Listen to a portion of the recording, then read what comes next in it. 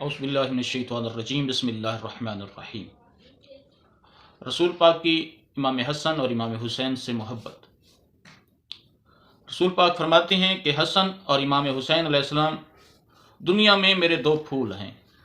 دوسرے مقامات پر جناب پیغمبر نے فرمایا، باراللہ میں بھی حسین سے محبت کرتا ہوں، تو بھی اس شخص سے محبت کر جو میرے حسین سے محبت کرے، اس سے تو بھی محبت کر۔ پھر تیسرے مقام پر جناب پیغمبر نے فرمایا، حسین مجھ سے ہے اور حسین سے میں ہوں، یعنی میرا نام اور میرا کام حسین کی وجہ سے باقی رہے گا۔ یہ چوتھے مقامات پر جناب پیغمبر نے فرمایا، جس شخص نے ان دو شہزادوں سے محبت کی اس نے مجھ سے محبت کی، جن لوگوں نے ان سے دشمنی کی ان لوگوں نے مجھ رسول سے دشمنی کی۔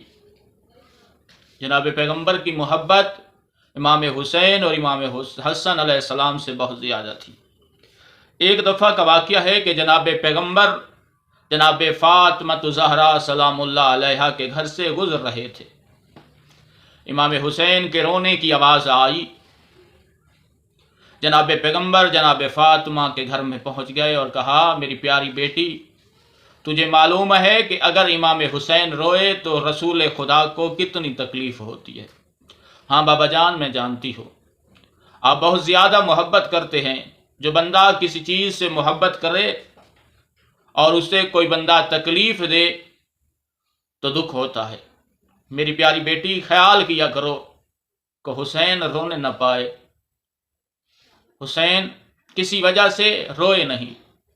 اور آج خدا جانے جناب پیغمبر کی کیا حالت ہوگی جب کربلا کا میدان تھا، حسین اکیلا رہ گیا تھا، کھنڈا خنجر تھا ظالم ملعون کے ہاتھ میں، امام حسین کی زلفوں میں ہاتھ ڈالا ہوا تھا اور پشت پیچھے بیٹھ کر امام حسین کی گردن پر خنجر چلا رہا ہوگا۔ جو پیغمبر امام حسین کا رونا برداشت نہیں کرتے تھے، رب جانے وہ وقت کس طرح برداشت کیا ہوگا۔ جس طرح امام حسین سے جناب پیغمبر محبت کرتے تھے، ہمیں بھی چاہیے کہ امام حسین سے محبت کریں اور امام حسین کی بات مان کر امام حسین کی سیرت پر